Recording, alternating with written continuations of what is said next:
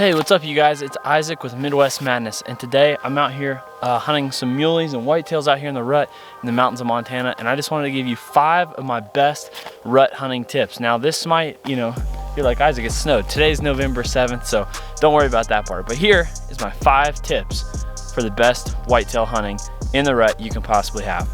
All right, you guys, so tip number 1 is hunt the funnel.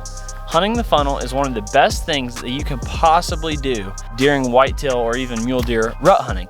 And the reason for that is during this time, the bucks obviously are chasing the does.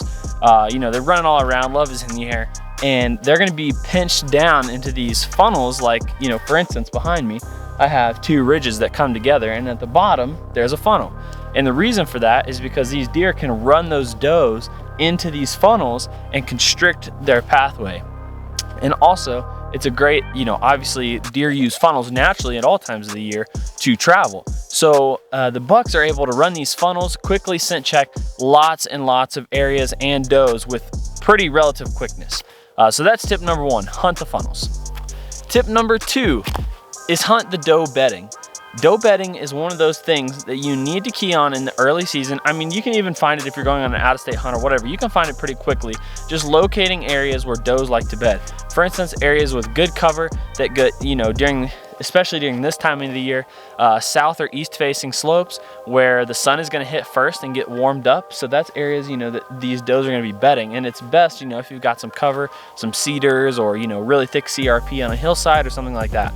And by hunting the doe bedding, essentially what you're gonna be doing is you're putting yourself in an area, you wanna hunt kind of, if this is me, right? You wanna hunt just on the outside of the doe bedding, usually on the downwind side, because what's gonna happen is these bucks during the rut is they're gonna cruise the downwind side of the doe bedding trying to scent check those does. And if you're there when he's cruising by to come check those does, you're gonna be set up for success and you're gonna get a shot. My tip number 3 is a pretty simple tip that you should be following probably all times of the year, but that's hunt the food.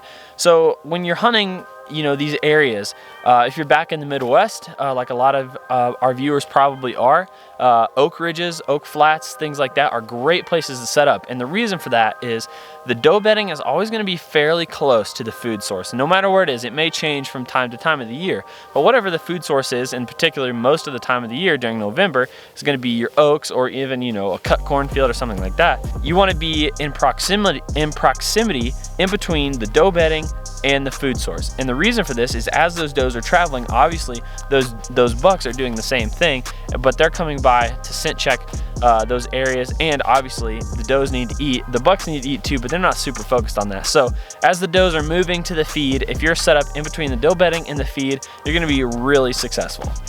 Tip number 4, don't marry a spot.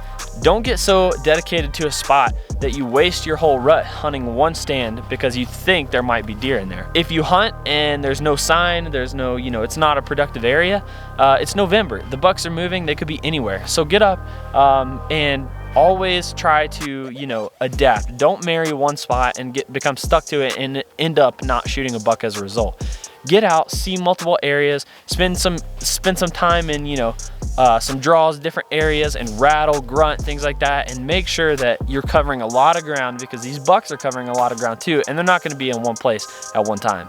My tip number 5 might be a little unconventional to some of you guys, but I think you guys will like this tip. Now this tip has really been super helpful to me in the past, and that is to call super aggressively.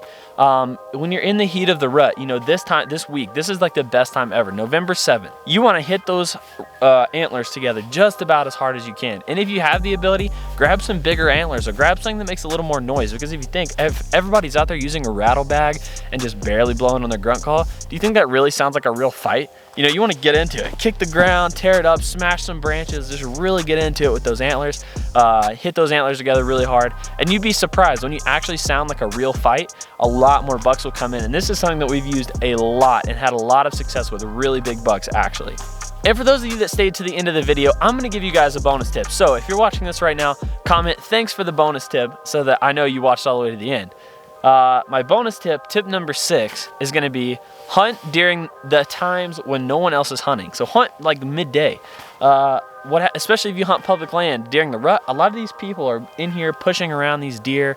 They come hunt the first thing in the morning for the first 2 hours, and they come hunt the last 2 hours of the evening. There's a whole middle of the day section where no one is in there, where you can take advantage of having the whole place to yourself and probably kill a really nice buck, because there's been more Boone and Crockett bucks killed between 11 and 2 p.m. than any other time frame. So I think you guys will really put these tips to use and hopefully have successful seasons this year. I'm out here trying to fill my tag as well, and I think this is going to be a really helpful video for you guys. So if you like these tips, or if you think I forgot anything, make sure to comment down below tips of your own, things that I might have missed. And yeah, that's pretty much going to do it for today's video, you guys. It was a short and sweet one. Thank you guys so much for watching, and make sure to tap that subscribe button before you get out of here so you never miss out on another Midwest Madness video, and we'll catch you guys on the next episode. Peace.